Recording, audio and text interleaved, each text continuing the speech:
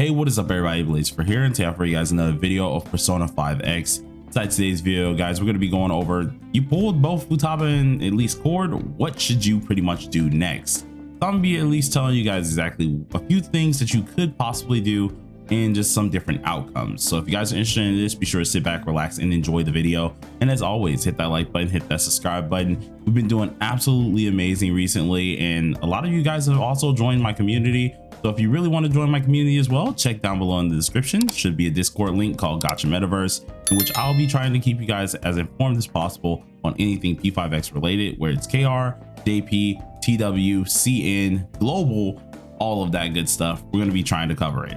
But without further ado, let's get into the video.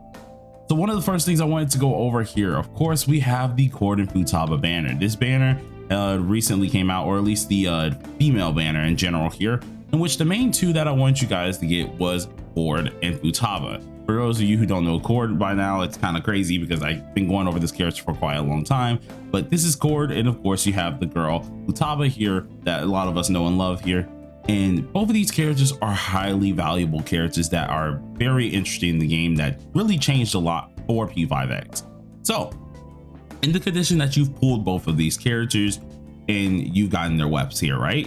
What do you do next? Now this banner, I'm saying this is like if you pulled them no matter what timing, because this video is going to be out for a while anyways. You guys are going to see it all the time. So let's say you pulled them maybe a week later and their weapons a week later, something like that, right? You now have both. What do you do now? Do you continue pulling for dupes of these characters? Do you decide to go for another character, or do you just save your gems? Well, okay. So on the off chance that you already have a DPS character, right? You already have your DPS. This is one of the options I can tell you. So if you fit in this bracket, got a DPS, there's no one else you really want to get. You can do technically two crucial things here. For a person who has DPS, you could then go for at least the A1 on Cord or A1 on Futaba. Cord's A1 is really nice. It helps out with at least being able to do her skill 2 just automatically. She does it on her first time being into the match, and you don't have to worry about doing it your first time yourself. She automatically does it, which is going to last for 3 turns, helping you do a different rotation. That will help you out a lot better, especially if you're going for at least that A1 that she does have. With this in mind, of course, overall, it's going to help out your Cord. It's going to help out just anything you're really doing, especially when it comes down to at least, what's it called? Keeping your rotations of skills good. Now, that's just one of the things that you could possibly do if you decided to go for dupes in the characters. The dupe route is not really a bad route here, in which you very well, if you didn't want to go for Cord, you can go for the dupe with at least Futaba. Futaba's dupe is just kind of like Cord's, where instead it actually changes a little bit here that actually makes it really worth it.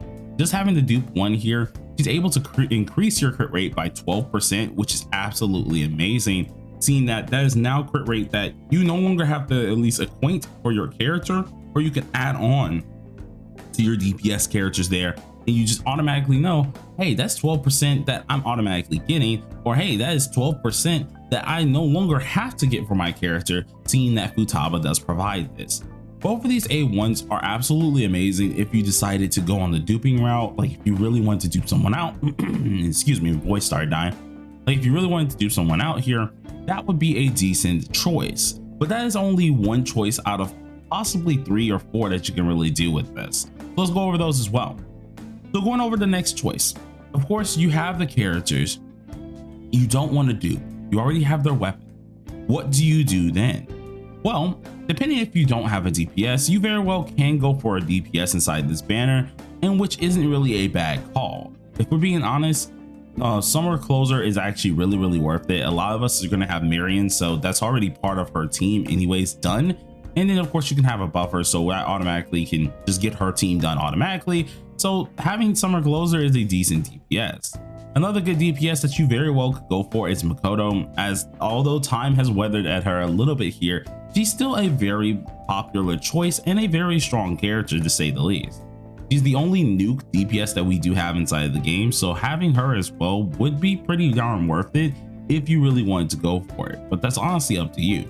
If you did want those DPS, those are the only 2 that I did, or at least I would recommend, especially in here, seeing that everything below, of course, Yui is all just what's it called, standard characters or standard females.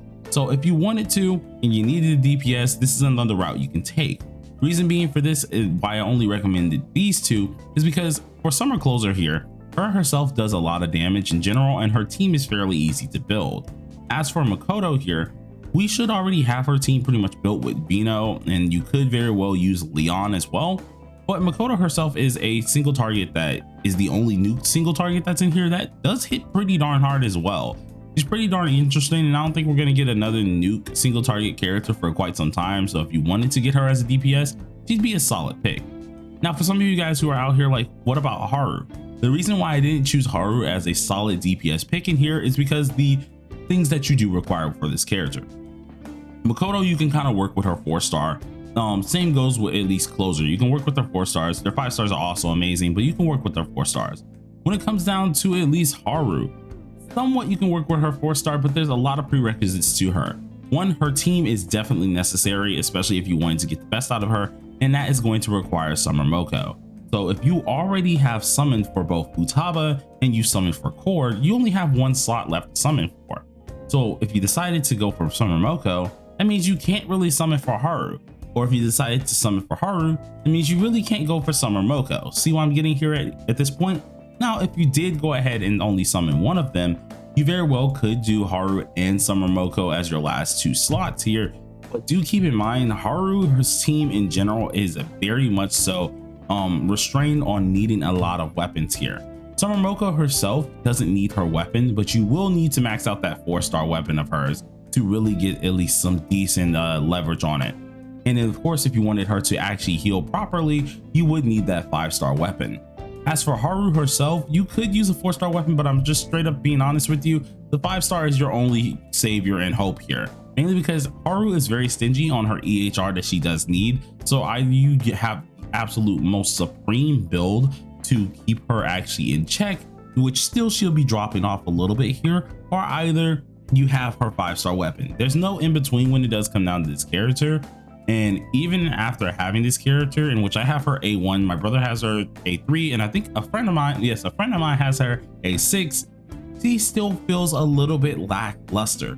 So even with that in mind, she is a top tier DPS. She does deal some high DPS here, but even as a side character and in some of the content that she's been relevant in, she is a little bit superseded by some other characters. So I mean, like, at the end of the day, it's honestly up to you. It's your choice. You could very well go for this character, but my main choice was to say, if you're going to go for a DPS, go for Summer Closer or go for Makoto.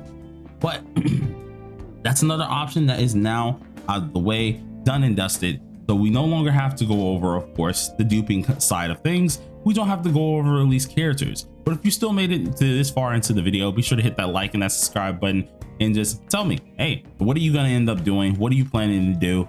And we're going to go ahead and get into the next option. Now, the next and the smartest option, I would say, out of all of this is to save. Now, this banner is out for 30 to 40 days, right?